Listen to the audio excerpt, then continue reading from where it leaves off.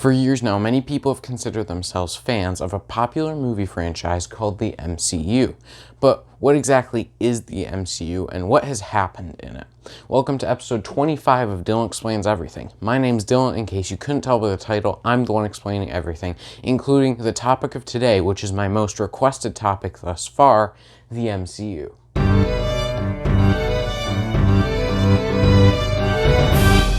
I'm going to be talking mainly from personal viewing experience, though I will have a website that lists all of the movies in chronological order that I used down in the description below, so be sure to check that out.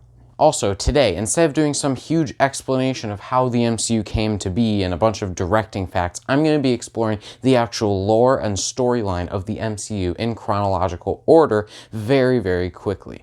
So in case you don't know what the MCU is an acronym for the Marvel Cinematic Universe. That is all the movies that the company Marvel has made. Needless to say, there's going to be some spoilers, and by some, I mean pretty much all the spoilers for all the movies that are in the MCU. The first movie in chronological order is the movie Captain America, which was made in 2011 and follows the story of a guy named Steve Rogers who tries to get into the army. After being rejected several times for health issues, he finally gets in, and after completing a series of tasks, he's allowed to take a super serum that makes him super buff, and he goes to fight this red dude. His friend Bucky dies, spoiler, and the red dude gets defeated, but he drops this blue cube thing in the water, and then Captain America ends up going into the water too, being frozen until the after credit scene where he wakes up in the present, or at least 2011-ish. Captain Marvel was made in 2019 and it takes place in 1995 and is about an alien girl who gets powers from this weird stuff, and she works for this weird planet, and they try to fight these shape-shifting creatures. She ends up going to Earth and meeting a guy named Nick Fury who works for a company called S.H.I.E.L.D., or rather an organization. They end up fighting the shape-shifting weirdos, but then find out that the weirdos that the girl had worked for were actually the main bad guys. So they went and fight them. At the end, they find the blue cube from the previous movie, and Nick Fury gets to take it to S.H.I.E.L.D. headquarters. Then we have Iron Man, which came out in 2008, though it takes place in 2010, and is about an arrogant millionaire who ends up being captured by a bunch of bad guys, and he makes a suit to escape. The bad guys then track him down in order to make another suit, but he defeats them in the process, so he wins. Iron Man 2 takes place in 2010, right after the Iron Man 1 movie, but it was actually made in 2010 as well. And after the world finds out who Iron Man really is, he has to live with that, and he gets fought by this dude who has some bad family blood, and then a rich dude who just hates him in general, and then he and his friend War Machine have to team up to fight a bunch of bad dudes. In the end, he meets Nick Fury and gets selected for the Avengers initiative, which is a group of superheroes, but he himself is not allowed in. The Incredible Hulk takes place around the same time as the Iron Man movies, but Marvel recommends watching them in this order, so that's the order I'm putting them in. The Incredible Hulk is about a dude who can become angry and then become this big green dude who has lots of muscles and beats another green dude up in order to defeat him, I guess. And then at the end, he learns how to meditate and keep his anger under control so that he can actually control when he turns into the big green dude. The next movie, which came out in 2011 and takes place around the same time as the last two, is Thor, which is about the Norse god of thunder who gets banished to Earth from his home Asgard by his father, who ends up putting a spell on his magical hammer that only worthy people can lift it and gain the powers of Thor. So Thor is basically a human and gets tricked by his brother Loki, who's secretly kind of a frost giant. Now later, he ends up fighting Loki, and Loki almost wins, but then he doesn't, and he dies by falling into the void of space. Finally, we reach the end of what's called Phase 1, where all the Avengers in the previous movies, plus a few others, namely Black Widow and Hawkeye, end up working together with S.H.I.E.L.D. in order to take down Loki, who's using that blue cube from before, in order to bring a bunch of aliens in for a guy named Thanos. He also has a really cool scepter that can mind control people, which is important for later, but they end up defeating Loki, almost killing Iron Man, and they end up saving the day. Iron Man 3, which takes place a few months after the Avengers, was released in 2013 and deals with Iron Man having dealt with his near death in Avengers and fighting some people and doing some stuff. Then we jump to Thor Dark World, which was released in 2013 and took place shortly after the Avengers, and saw Thor fighting this elf dude who had this red liquidy stuff that could do cool things. In the end, Loki ends up dying again, and they give the red liquidy stuff to a guy named the Collector.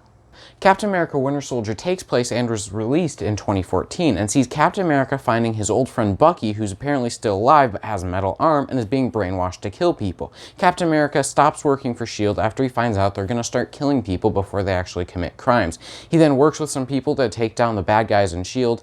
and also find his friend Bucky and secure him.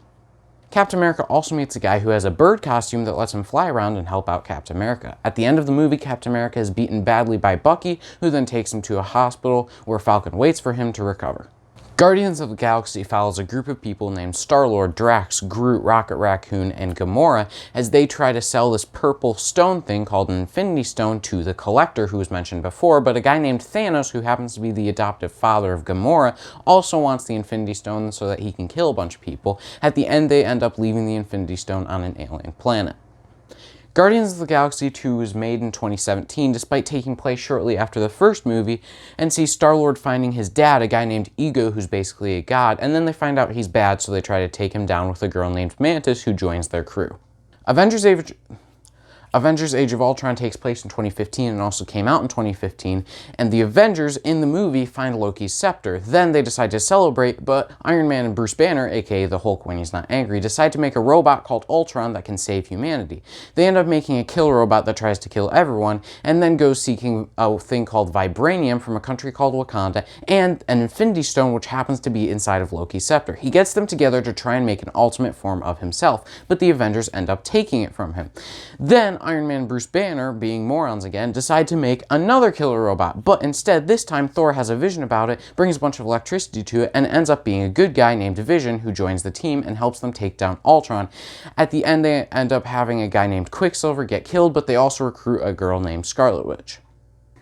Ant-Man, which came out and takes place in 2015, is about a burglar who steals this suit from a rich guy that allows him to shrink to a super small size. The rich guy then has him work for him, taking down people. He ends up running into Falcon at Avengers Mansion, which was made at the end of Age of Ultron, so that's how we know when it takes place. Captain America Civil War takes place and was released in 2016 and sees the Avengers having a dilemma from Age of Ultron. Basically, in Age of Ultron, while trying to get the Hulk under control, they ended up blowing up a few buildings. The government now wants to regulate what the Avengers can and cannot do. Team Captain America thinks this is a great idea, while Team Iron Man thinks this is an awful idea. Each of them decide to get some new recruits, Team Captain America getting Ant-Man and Bucky, while Team Iron Man gets Spider-Man and Black Panther.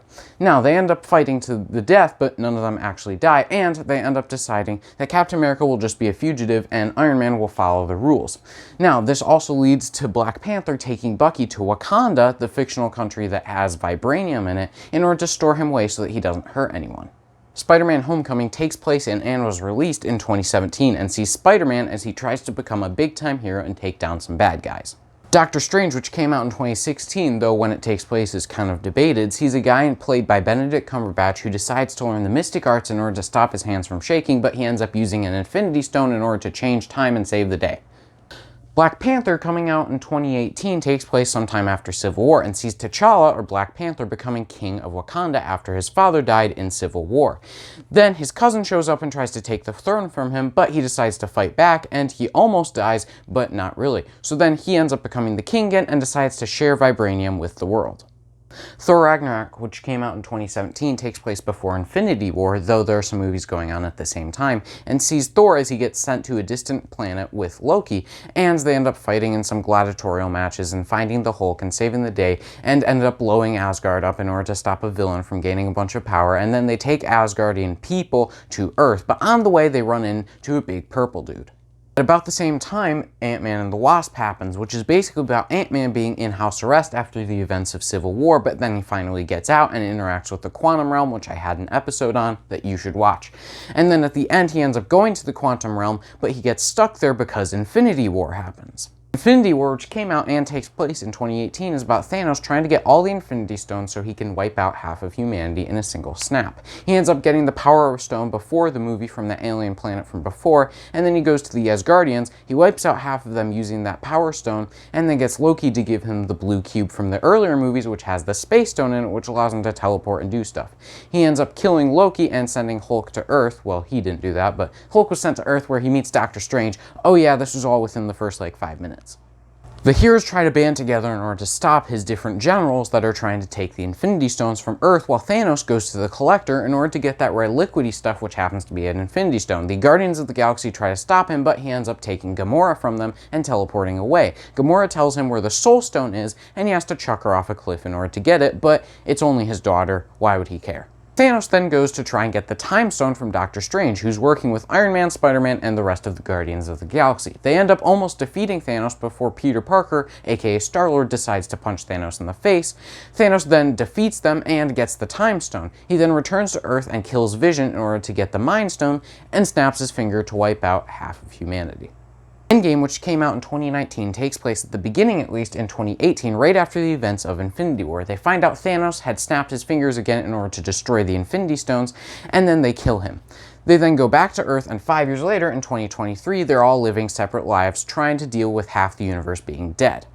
Then Ant-Man comes out of the quantum realm and says that despite the fact that he's only been in there for 5 years, it felt like very little time for him.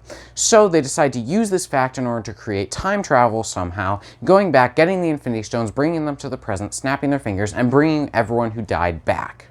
Thanos from the past, though, found out about this and came into the future in order to stop them. He tried to get the Infinity Gauntlet so that he could snap away the entire universe this time and create a new one that followed his rules. The Avengers stop him, though, but Iron Man has to snap his fingers in order to kill Thanos' entire fleet and Thanos, and it ends up killing Iron Man in the process. Then, taking place right after Endgame, we've got Spider-Man Far From Home, which is about Spider-Man trying to live up to Iron Man's expectations after he's died.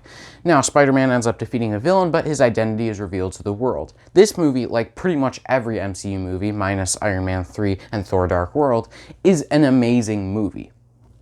People like the MCU because of its amazing storyline and very likable characters that span across several movies and TV shows. And with Disney Plus having just come out, they're just starting to get into some of the stuff that they could do for the MCU.